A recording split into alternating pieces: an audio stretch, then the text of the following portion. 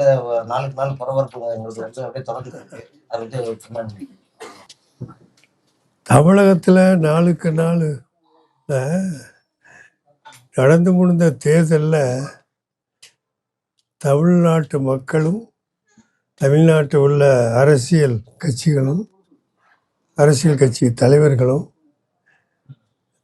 எதிர்பார்த்தது ஒன்று, மக்கள் கொடுத்தது வேறு ஒன்று. எதிர்பார்க்காத நடந்தது தான் உண்மை. தாவேக்கா வந்து ஒவ்வொரு தொகுதியிலையும் ஏதோ கொஞ்சம் ஓட்டு வாங்கி பிரிப்பாங்க அப்படிங்கிற அளவுக்கு தான் பேசப்பட்டது. ஆனால் தேர்தல் நடக்கும்போதே இந்திய முஸ்லீம் லீഗ് நாங்கள் திராவிட முன்னேற்ற கழக கூட்டணியில் தான் இருந்தோம். அந்த கூட்டணியில் இருந்து சுருக்கமாக சொன்னால், கொளத்தூர் தொகுதியில் எங்களுடைய மகளிர் அணி வீடு வீடாக சென்று ஓட்டு சேகரித்தாங்க. அப்போவே என்னிடத்துல வந்து சொன்னாங்க, பேராசிரியர் இந்த மாதிரி ட்ரெண்டு எப்படியோல தெரியுது, வீடுகள்லாம் அந்த பெண்டுகள்லாம் வேறு மாதிரிலாம் பேசுகிறாங்க, இதை நாங்கள் திமுக வட்டாரத்துக்கு சொல்லியிருக்கோம் என்று சொன்னாங்க. ஏதோ மாற்றங்கள் வரப்போகிற மாதிரி பேசுகிறாங்க, பெண்கள் மத்தியில் நம்ம நினச்ச மாதிரி திமுகவுக்கு ஓட்டு போடுவாங்களாம் சந்தேகமாக வருத பேச்சுக்கள்லாம் இப்படி வந்துச்சுன்னு குளத்தூர் தொகுதியில் உள்ள எங்கள் முஸ்லீம் லீக் சம்மந்தமான மகளிர் அணி எல்லா வீட்டுக்கும் போய் வந்து என்னிடத்து சொன்னாங்க. அப்போது நாங்களும் அதை தெரிவித்தோம். அதுபடி அவங்க என்ன நடவடிக்கை எடுக்க தெரியல, அவ்வளோதான் உண்மை. ஆனால் தேர்தல் வந்த பிறகு தான் தெரியுது, தமிழ்நாட்டு மக்கள் வந்து பெரிய மாற்றத்திற்காக வாக்களித்திருக்கிறாங்க.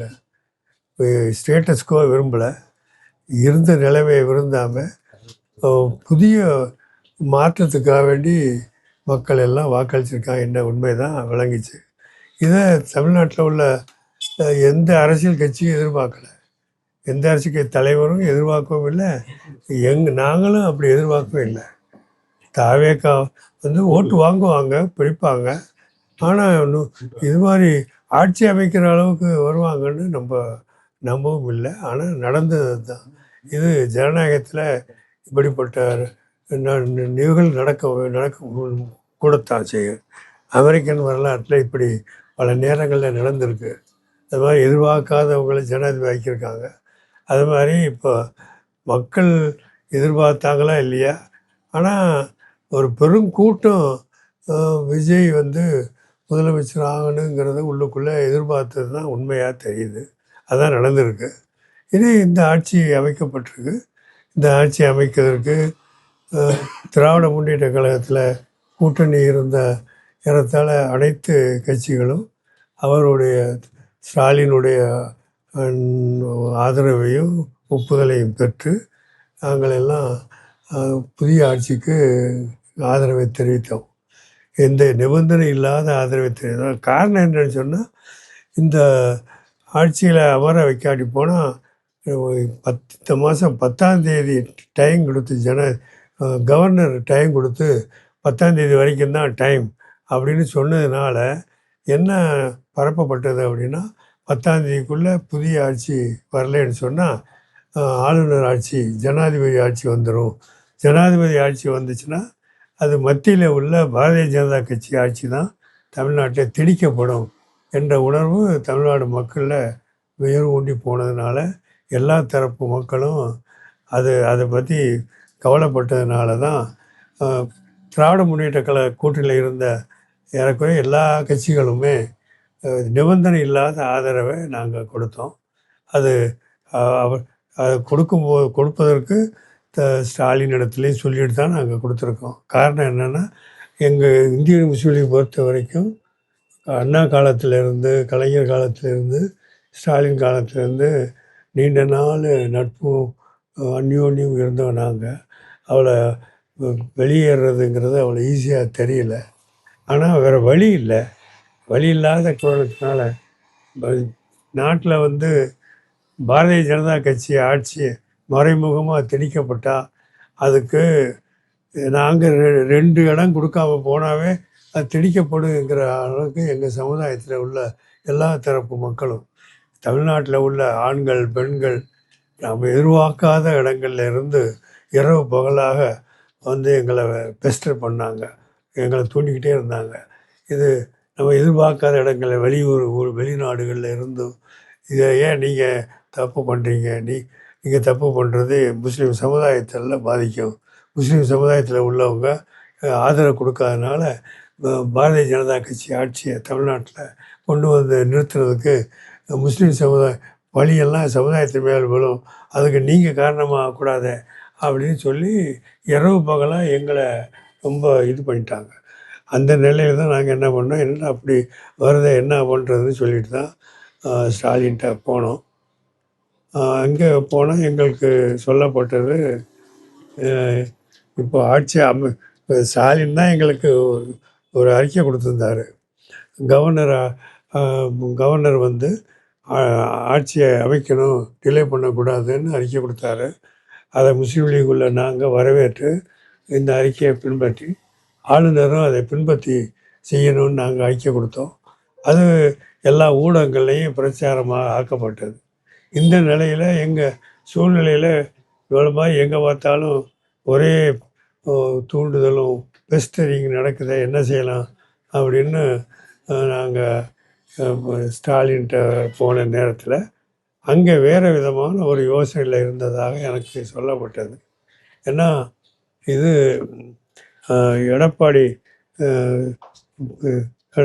பழனிசாமியை சிஎம் ஆக்கிட்டு அதுக்கு திராவிட முன்னேற்ற கழகம் ஆதரவு கொடுக்கறது மாதிரி பேச்சு இங்கே வந்துட்டுருக்கு அப்படின்னு ஒரு கருத்து சொல்லப்பட்டது. இது எனக்கு அதிர்ச்சியாகவும் இருந்தது, எதிர்பார்க்காம இருந்தது. இதை கேள்விப்பட்டு எனக்கு அவங்க என்ன சொல்கிறாங்கன்னு எனக்கு தெரியல, என்னமோ சொல்கிறாங்களே அப்படின்னு நினச்சிக்கிட்டு வெளியே வந்தோம். வந்துட்டு இரவு பகலாக உட்காந்து யோசனை பண்ணோம். கேரளாவிலேருந்து எங்கள் தலைவர்கள்லாம் நீங்கள் ஆதரவு கொடுத்துருங்க, ஏன் டிலே பண்ணுறீங்கன்னு சொன்னாங்க. இந்த நிலையில் அடுத்த நாள் தாவேக்காவிலிருந்து முக்கியமான தலைவர்கள்லாம் எங்கள் அலுவலகத்துக்கு வந்தாங்க. வந்து ஆதரவு கேட்டாங்க.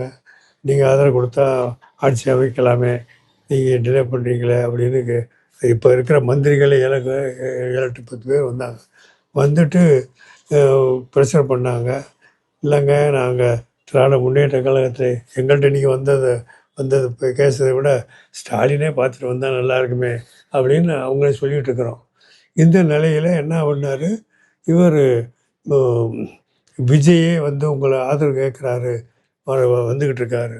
இல்லை அது பெரிய அவசியம் சார், நாங்கள் அப்படின்னு சொல்லி வர்றான்னு சொன்னதும் நாங்கள் வெளியே போகிறோன்னு வெளியே போயிட்டோம்.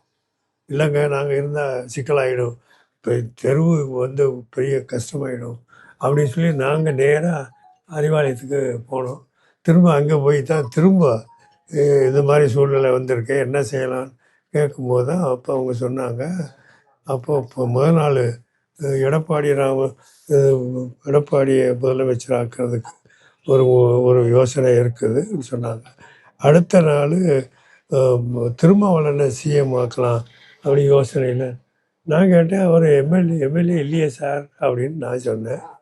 இல்லைன்னு இப்போ 6 மாதத்துக்குள்ளே பண்ணிடலாம் அப்படின்னு ஒரு வார்த்தை சொன்னார். இது அவர் சொல்லலை, அவர் கூட இருந்தவங்க சொன்னாங்க. இந்த யோசனையெல்லாம் நமக்கு உடன்பாடாக தெரியல.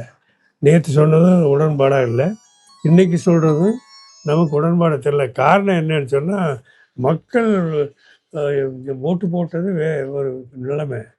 இதை மாற்றதுக்கு ஜனாதிபதி கவர்னர்கிட்ட விஜய் போய் நாங்கள் ஆட்சி அமைக்க முடியாதுன்னு சொல்லியிருந்தாருன்னா இப்போ நீங்கள் எந்த யோசனையும் பண்ணலாம். இது இப்போ திமுக ஏடிஎம்கே எல்லாம் சேரலாம், அல்லது இவரை திருமாவளவனை ஆட்சியில் அமைக்கலாம். இந்த மாதிரியான யோசனை பிறகு பண்ணியிருந்தால் அது நியாயமாக இருக்கும். ஆனால் அவரை அழைக்காமே இப்படி பண்ணுறதுங்கிறது அது ஜனநாயக நம்ம சட்டவிரோதமாகவும் சுப்ரீம் கோர்ட்டுடைய தீர்ப்புகள் அடிப்படையில் நல்லது இல்லை அப்படிங்கிற முறையில் தான் நாங்கள் என்ன பண்ணோம், திரும்ப முஸ்லீம் லீக்குடைய உயர்மட்ட குழுவை அடுத்த நாள் 11 மணிக்கு கூப்பிட்டு தான் நாங்கள் முடிவு பண்ணி ஆதரவு கொடுக்குறேன்னு நாங்கள் சொன்னோம். இது சமுதாயத்தில் உள்ள எல்லா மக்களும் யோகவித்த முடிவாக ஒத்துக்கொண்டாங்க. எங்களுக்கு வாழ்த்து சொன்னாங்க. அதோட நாங்கள் ஆட்சியில் சேர்ற நிபந்தனை நாங்கள் வைக்கல. நிபந்தனை இல்லாத ஆதரவு. ஆட்சி அமைக்கிறதுக்கு ஸ்டாலின் சொன்ன அதே வாசகத்தை பயன்படுத்தி கவர்னர் ஆட்சி அமைக்கிறதுக்கு நீங்கள் உடனடியாக அவரை கூப்பிடணும். அந்த ஆட்சி அமைக்கிறது எங்கள் 2 பேரும் நாங்கள் கொடுப்போம் அப்படின்னு நாங்கள் சொல்லிட்டோம். ஆனால் ஆட்சி அமைக்க எங்கள் 2 பேர் ஆதரவையும் கொடுத்தோம். ஆட்சி அமைச்சிட்டாங்க. முதல் நாள் 11 20 மந்திரிகளை இது பண்ணாங்க. இதுக்கிடையில் மந்திரிகளை மந்திரி சபைக்கு 21 பேர் என்னமோ மந்திரிகளை வைக்கணும் பண்ணும்போது இது ஓப்பனாக எங்களுக்கு அழைப்பு கொடுக்குறாங்க. பத்திரிக்கையில் வருது. ஓப்பனாக எங்கள் மந்திரி சபையில் முஸ்லீம் லீக்கும் விசிகாவும் சேர்ந்தால் நல்லா இருக்கும் அப்படின்னு அழைப்பு கொடுக்குறாங்க. இந்த அழைப்பு சமுதாயம் முழுவதும் போகுது. நம்ம கேட்கல. அப்போ என்னை நீங்கள் உங்கள் மாதிரி நண்பர்கள் கேட்டாங்க, என்ன சார் இது அவங்களுடைய பெருந்தன்மை, நாங்கள் நிபந்தனை இல்லாத ஆதரவு தான் கொடுத்தோம், எங்களை மந்திரி சபையில் சேருங்கன்னு சொல்கிறது அவங்களுடைய பெருந்தன்மையை தான் காட்டுது அப்படின்னு நாங்கள் சொன்னோம். சொல்லிவிட்டு நாங்கள் என்ன சொன்னோம், இது நாங்கள் எங்கள் தமிழ்நாடு மட்டும் உதவி செய்ய முடியாது. ஆல் இண்டியாவில் பொலிட்டிக்கல் அட்வைசரி கமிட்டின்னு இருக்குது. அந்த பொலிட்டிக்கல் அட்வைசரி கமிட்டிக்கு சேர்மன் கேரளா தலைவர் தங்கள் தான் தலைவர். அந்த சேர்மன் தலைமையில் என்ன அவங்க ஏதாவது முடிவெடுத்து சொன்னால் தாங்க நாங்கள் செய்ய முடியும். அதனால் நாங்கள் அவங்களுக்கு ரெஃபர் பண்ணோம். பிஎஸ்சிக்கு ரெஃபர் பண்ண போது பிஎஸ்சி கூடி என்ன பண்ணிட்டாங்க, குஜாலிக்குட்டி தங்கள் மற்ற தலைவர்கள்லாம் கூடி இந்த ஆதரவு கொடுத்துருக்கோம், அமைச்சரவையில் சேர சொல்லி நம்ம கேட்கல, அவங்கள வெளியே கூப்பிடுறாங்க. அப்படி வரும்போது நீங்கள் ஏன் தயங்குறீங்க? நம்ம கேட்கல, நம்ம கேட்காத ஒன்று அவங்களாம் முன் விரும்பி கேட்குறாங்களே, இப்படி வரும்போது நம்ம என்ன செய்யலாம் அப்படின்னு சொல்லும்போது, இல்லை நீங்கள் ஆதரவு கொடுத்துருங்க, அமைச்சர்களை சேருங்க அப்படின்னு கேரளாவில் எங்களுக்கு தகவல் வந்தது. அதுக்கு பிறகு நாங்கள் கூட்டத்தை போட்டு இது மாதிரி பிஎஸ்சி சொல்லியிருக்காங்க. இது வழியில் சமுதாயத்தில் உள்ளவங்களும் இது வரைக்கும் நமக்கு பேசாதவங்க, சமுதாயத்தில் உள்நாடு வெளிநாடு உள்ள சமுதாயத்துக்கு பெரியவங்கன்னு இருக்கிறோம், காசிகள் இருக்கிறாங்க, ஜமாத் தலைவர் இருக்கிறாங்க, ஒருத்தர் கூட வேணான்னு சொல்லலை. ஏன் டிலே பண்ணிங்க தான் கேட்டாங்க. இந்த எல்லாம் வச்சு பார்க்கும்போது சரி, சமுதாயத்துடைய முஸ்லீம் லீக் என்பது நம்ம முஸ்லீம் சமுதாயத்துடைய உணர்வுகள் என்னவோ அதை பிரதிபலிக்கிறது தான் முஸ்லீம் லீகு. எங்கள் இஷ்டத்துக்கு ஒரு முடிவெடுத்து பண்ண முடியாது. அது மாதிரி எல்லா சமுதாயத்துடைய ஒட்டுமொத்தமான உணர்வு வந்த பிறகு தான் நாங்கள் இந்த மாதிரி முடிவெடுத்து அதையும் ஸ்டாலின்கிட்ட இன்ஃபார்ம் பண்ண இது மாதிரி சூழ்நிலையில் நாங்கள் முடிவெடுக்கிறோம். அவரை எனக்கு நன்றிண்ணே வாழ்த்து அப்படின்னு சொன்னார். இதுதான் நடந்தது. இதான் நடக்குது, இப்போ நடந்துக்கிட்டு இருக்கு. இதுதான் அரசியலில் நடக்குது. சார், எடப்பாடியாரை முதலமைச்சர் ஆக்கணும்னு சொன்னது ஸ்டாலின் ஐயா சொன்னாங்களா, இல்லை திமுக கட்சி சார்பாக சொன்னாங்க? திமுக கட்சி சார்பாக தான்.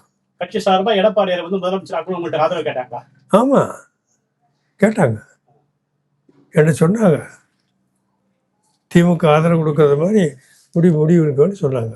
இப்ப இருக்கிற திமுக கூட்டணி கட்சி எல்லாத்தையுமே தீய சக்தின்னு சொல்லிட்டு இருந்தாரு. இப்ப நீங்க சேர்ந்ததால தூய சக்தியா இப்ப மாறிட்டீங்க.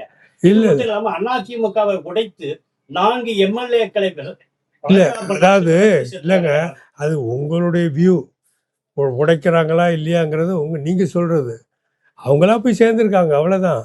ஏன்னா அவங்க தன்னை எம்எல்ஏ சீட்டை ரிசைன் பண்ணிட்டு அவங்களா போய் கட்சியில் சேர்றாங்க. அதே எப்படி இல்லை, அது இல்லைங்க, 5 நிமிஷம் இல்லை, 1 நிமிஷம் ஆகட்டும். 4 பேரும் எம்எல்ஏ பதவியை ராஜினாமா பண்ணிட்டு தானே வர்றாங்க. அதை எப்படி உடைச்சல் ஆகும்? அது நீங்களா சொல்கிறது, நீங்களா கற்பனை பண்ணிக்கிறீங்க, அவ்வளோதான். அது எப்படி உடைக்கதாகும்? அவங்க கட்சியை விட்டு வெளியே அவங்க தேவைக்கால சேரணுன்னு சேர்றாங்க. இது எங்கே சேர்க்குறாங்கிறது இது விவாதம் தான். அந்த விவாதம் தேவையில்லை.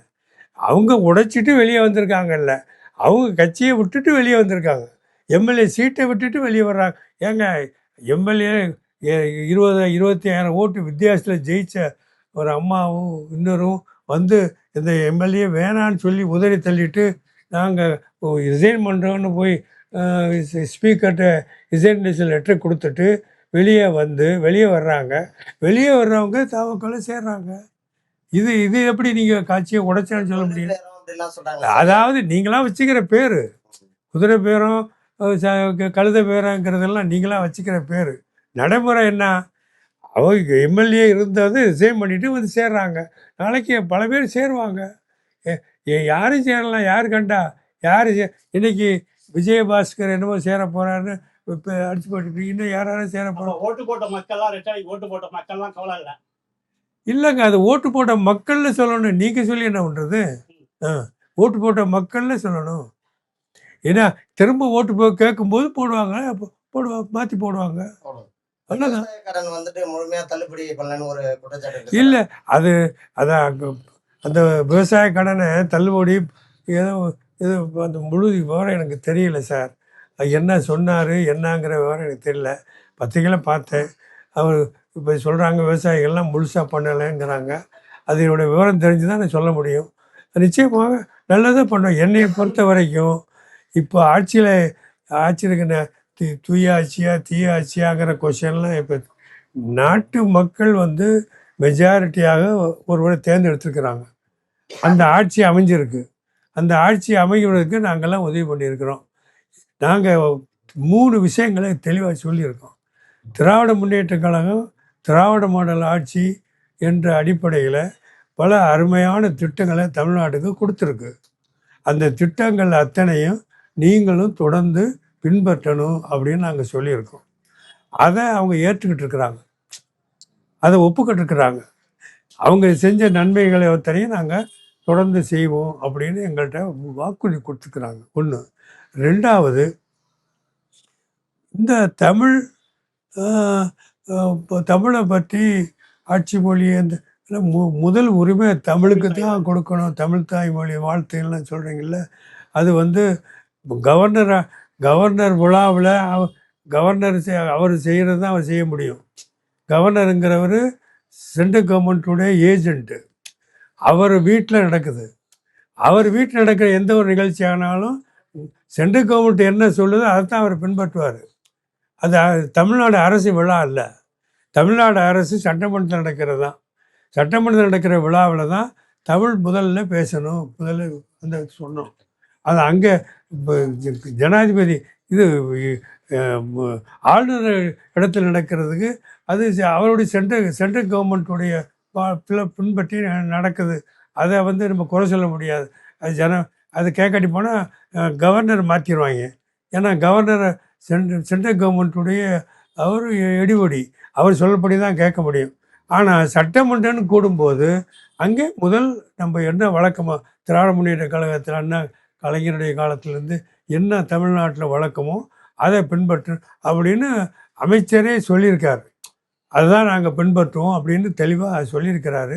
அந்த அடிப்படையில் நாங்கள் திராவிட முன்னேற்ற கழகம் பின்பற்றிய நல்ல கொள்கைகளை நீங்கள் தொடர்ந்து கைவிடாமல் பண்ணணும்னு சொன்னோம்.